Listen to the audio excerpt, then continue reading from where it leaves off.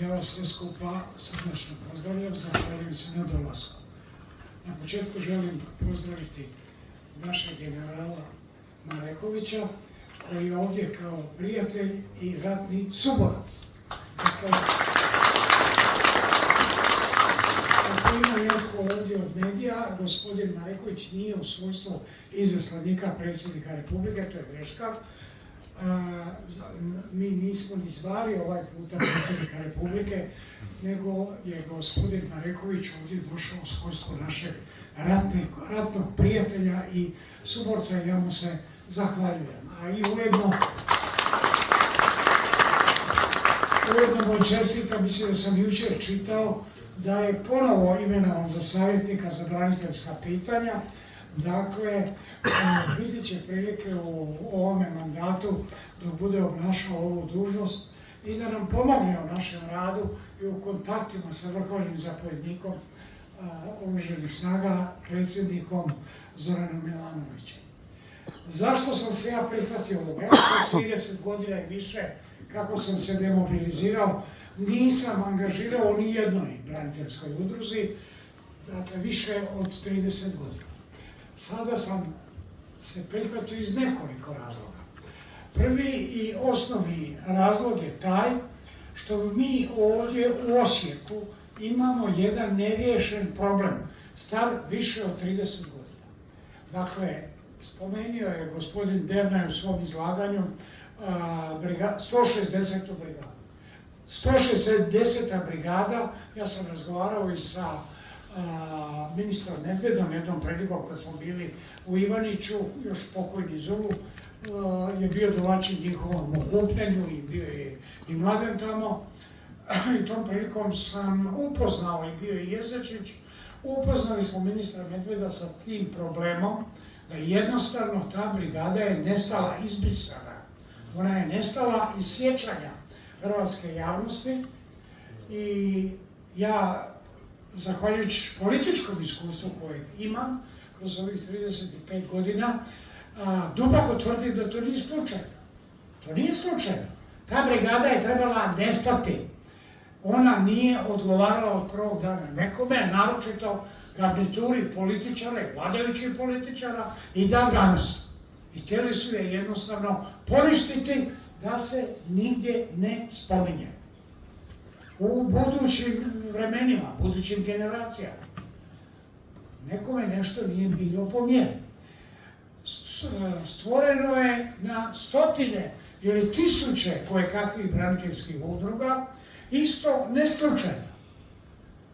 Ciljano da se razbije braniteljska populacija, da se međusobno zavade, posvađaju i da im se otupi oštrica snage. Braniteljska populacija stari, ali ona mora ostati savjest ovog hrvatskog društva i učitelj novih mladih generacija o istini što smo mi proživljavali, stvarali, bili realizatori te istine. Ta istina je dobrim dijelom iskrivljena, ne zahvaljujući vama ovdje koji sjedite, nego zahvaljujući politici koja je desetljećima smišljeno prvo eliminirala i eutanazirala garnituru vodećih hrvatskih časnika iz Domovinskog rata 1991. čak i pol godine ranije, od 30. svibnja 90.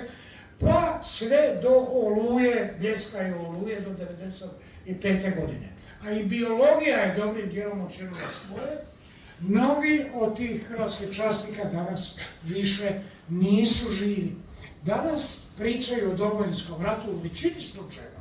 Po tim udrugama ljudi koji niti imaju informacija, niti imaju saznanja, niti su jednim dijelom, ne želim podcjenjivati nikoga, bili uključeni uopće u organizaciju obrane 90, 91, 92, a da ni ne govorim o onim godinama kasnije kad nisam više nija bio uključen. Ja sam već 92. godine demobiliziran i preuzeo civilne funkcije. Ali Bogu hvala nisam zaboravio šta se je događalo od 89. 90. 91. 92. a i pratio sam onoliko kao civilni dužnosnik sve do okončanja procesa mirne reintegracije 15. siječnja 1998. godine. Dakle, to je jedan od motiva i razloga. Dakle, ovdje je živi zapovjednik 160. brigade. Ja sam njemu jednom prilikom ove zime na sjedeljci rekao od mene: ti, gospodine, imaš obavezu, živi si legitimni predstavnik te 160. brigade, sjest sa svojim časnicima, prvo višim časnicima, pa širi taj krug, i organizirati se i krenuti sa inicijativom prema Ministarstvu branitelja, a Ministarstvo branitelja će krenuti sa inicijativom prema predsjedniku Republike, odnosno vrhovnom zapovjedniku, da se ta brigada koja je postojala, koja je stvarna, koja je dala veliki doprinos u obrani Osijeka i ovog dijela Hrvatske, legalizira i da slijed te brigade koji postoji. I dan danas evo, Ištvan Mihalik ju je predao u muzej. Osječki muzej ima i revers sačuvan, dakle original ratnog barjaka 160. brigade on postoji, a brigade nigdje. Ali to nije malo i smiješno.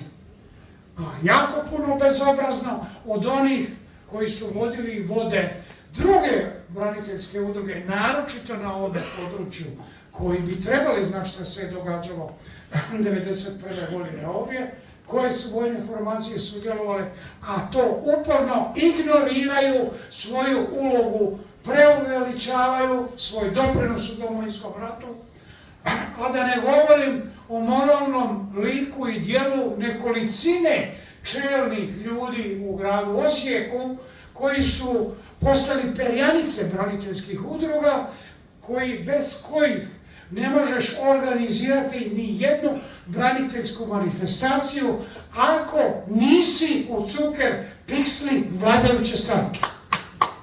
Ja nisam vladajuće stranke i niti želim raditi na način da se dodvoravam nikakvoj stranci, a najmanje vladajućoj stranci. Dakle, želim da ove udruge budu potpuno politički neovisne, rasterećene politikom. Da nas ne zanima ko je na vlasti i nećemo se prodavati za jedan fiš paprikaš, odnosno nekakvu financijsku pomoć, da se udruzi da 500 ili 1000 eura kako bi mogla organizirati čobanac i slušat naloge politike i biti servis vladajuće politike radi lakšeg održavanja njihovih političkih fotelja. Ovo nije sad osnovano radi toga što dolaze lokalni izbori. Tome se treba suprotstaviti. Tome se može suprotstaviti samo onaj koji zato ima petlje. Suprotstaviti se vladajućoj garnituri koja zloupotrebljava Domovinski rat, koji zloupotrebljava braniteljske udruge. Ovaj časnički, Hrvatski časnički zbor Osječko-baranjske županije, barem dok sam ja ovdje, neće zloupotrebljavati niti jedna politika, dakle, nova trenutna vladajuća i sutra koja preuzme vodstvo Osječko-baranjske županije, grada Osijeka i drugih jedinica lokalne samouprave na području Osječko-baranjske županije. Evo, želio sam vam ovako u najkraćim crtama reći zbog čega sam se ja toga prihvatio. A drugo, ili zadnje, zašto razlog u meni je inat. 20 godina hodam po sudovima. Sad će biti punih 20 godina u srpnju mjesecu u montiranom političkom procesu kojega je montirao osobno Vladimir Šeks, Ivo Sanader i njihova garnitura. Ja zato imam dokaze i sad vam evo tu najavljujem, ako ima netko od novinara, nek slobodno napiše. Presuda će ponovo pasti i ući ću u 3. desetljeće suđenja. Ali neće me ušutkati. Miralo sam jedno 15-20 godina, nisam se miješao u javni život, u udruge, u politiku. Mislim, idemo to riješiti, ali ne, ja njima smetam, oni mene žele eutanazirati potpuno. Ali, evo sad im poručujem svog mjesta, nećete. Idemo dalje, putem udruge, komplicirati ću vam u vašim lažima, prevarama, sa legitimitetom, evo, izbornim danas na ovoj skupštini i ova časna, poznata udruga koja funkcionira u cijeloj Hrvatskoj. Dakle, motiv je moja borba za istinu, pa i preko montiranog procesa. Znate kako je došlo do procesa u Hrvatskoj? Dobili su spisak imena koje moraju osuditi, krenuvši od Đure Brodarca, od Tomislava Merčepa, od Mirka Norca, preko mene i drugih iz različitih evropskih svjetskih centara moći i zločom iz Banskih dvora i Hrvatskog sabora, slogana politike i briselskih i vašingtonskih dvora. Tu su se montirali procesi. Pa ako Haški sud postoji, onda je on za njega nadležne su i Sjedinjene Američke Države i sve ostale države svijeta. A ne, netko će biti suđen prema političkom sudu, govorim o Hagu, a drugi ga ni ne priznaju. Pa evo zašto to sad spominjem, evo neki dan je Trump rekao, da ne upotrebim riječ, i Haški sud, možete i čak, nećete dobiti više lipe. Tako da, jasno vam je da je i Haški sud bio politički sud, samo za male države. A onda su im dali djelomično zadatke, mi ćemo odraditi neke predmete u Hagu, a vi ćete odraditi predmete u Hrvatskoj, odnosno u ta četiri županijska suda koja su nadležna za ratne zločine. Zagreb, Osijek, Split, Rijeka, mislim da su 4 samo suda. I oni su se s time sluganski nosili. Ali evo, nažalost, Merčep je umro, Brodarac je umro, Brodarac je na sreću umro prije nego što su ga osudili, a Merčep je umro nakon zatvora, Mirko Norac je osramoćen, obrisali pod s njim, odslužio, ne znam, 10-12 godina koliko je već bio u zatvoru. I ja sam odležao 5 godina i skoro 3 mjeseca do sada. Htjeli su me poniziti, oduzeti činove i odličja. Ali evo, pojavio se predsjednik koji je znao vrednovati što je netko zaslužio u nekom povijesnom vremenu i smatra da predsjednici kasnije, posle smrti prvog hrvatskog predsjednika, koji je te činove i odličja dijelio, da valjda on zna zašto ih je dijelio i da nijedan sljedeći naredni predsjednik Republike u to ne može dirati što je nešto dodijelio prvi, onda drugi, treći, peti, 10. predsjednik ne može oduzimati što je dodijelio prvi. To je stav sadašnjeg predsjednika Republike i ja sam mu na tome zahvalan. Na tom stavu tumačenju. I vjerujem da će pomoći, obzirom da je to u njegovoj nadležnosti, ispraviti te nepravde po terenu, pa eto i u Osječko-baranjskoj županiji. Konkretizirao sam na 160. brigadu, a vjerojatno da ima još takvih slučajeva u Hrvatskoj za koje ni ja ne znam. A evo, budimo mi taj motiv pokretač da i oni kojima su učinjene nepravde diljem Hrvatske, da se to ispravi. Ja ću vam reći, iz osobnog iskustva sad se priznaju i reguliraju braniteljski statusi, možda i desetinama i stotinama ljudi koji su bili istinski branitelji, ali nikad to nisu htjeli regulirati. Sad kad su došli u pozne godine, a bili su branitelji, pa mi se javljaju, potpiši. Ja sam izbjegao to potpisati, potpisivali su za pojedinci, ali kao sekretar imao sam ovlasti i staviti potpis za nekoga, za nekoliko sam ih i stavio. Dakle, ima puno lažnih branitelja.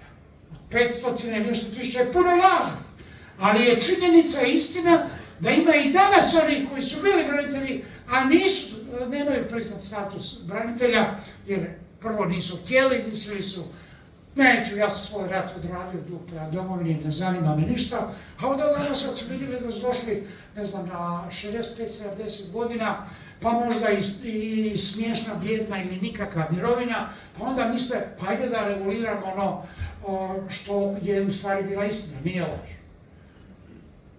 Dakle, ima takvih stvari, doduše u manjem broju, kojima i danas treba priznati status branitelja iz razloga što ga nisu regulirali u vrijeme kada su možda trebali, a eto, nisu zato jer su smatrali da im je bila obaveza braniti domovinu, a ne interes izvlačiti iz te obrane, odnosno određivanja tog duga braneći domovinu. Evo, to su te stvari ovako na brzinu, na preskoke, da vam ne dužim. Što je motiv da se prihvati toga i da pokušamo ispraviti, to ne možemo sami, možemo ako imamo dobru suradnju sa Ministarstvom branitelja, ako ono što im predočimo je točno istina, dakle ne manipulirati, lagati, falsificirati, krivotvoriti određene činjenice ili dokumentaciju pa pokušati nešto ušićariti, već izboriti se legalnim, redovnim putem za one koji svoj status nisu riješili, a pripada ih to.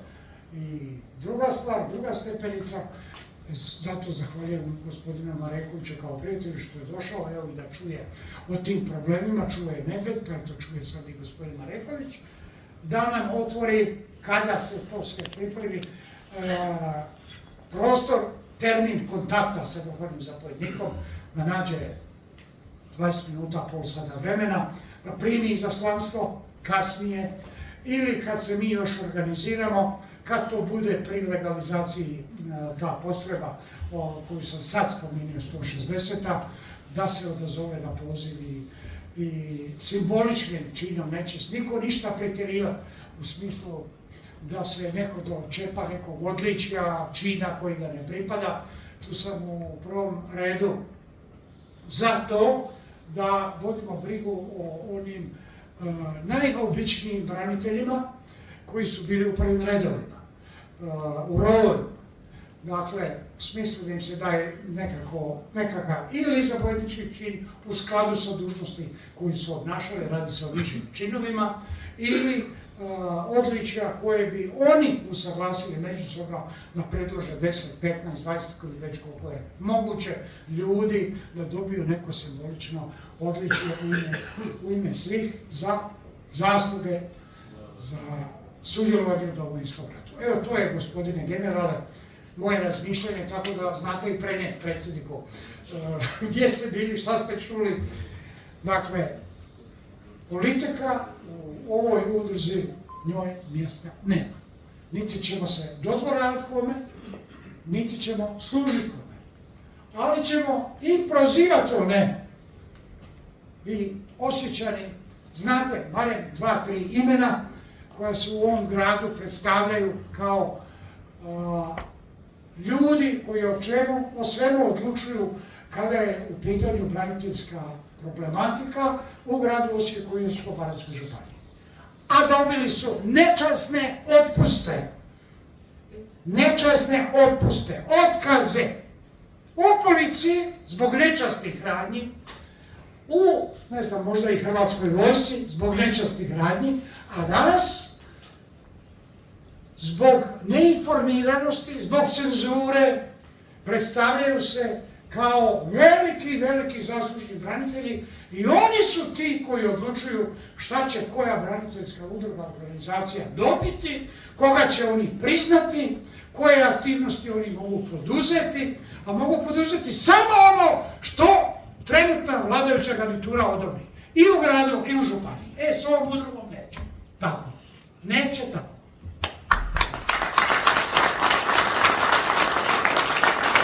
Ako ih treba, onda ćemo ih imenom i prezimenom poslati, ništa nije u zastori. Onaj koji je krao diplome, štancu diplome po bojištima, otišli su polupismeni ili nepismeni u rat, a vraćali su se sa ovom ili onom diplomom ispečatirano po školama gdje su im bila borbeni položaji, su prvo se zaposlili u policiju ili u vojsku sa lažnim diplomama, a mažnjavali, grabili i krali dok su bili u službi, dok ih se nije pohvatalo pa ih se ne jurilo iz policije. Ili iz redova Hrvatske vojske.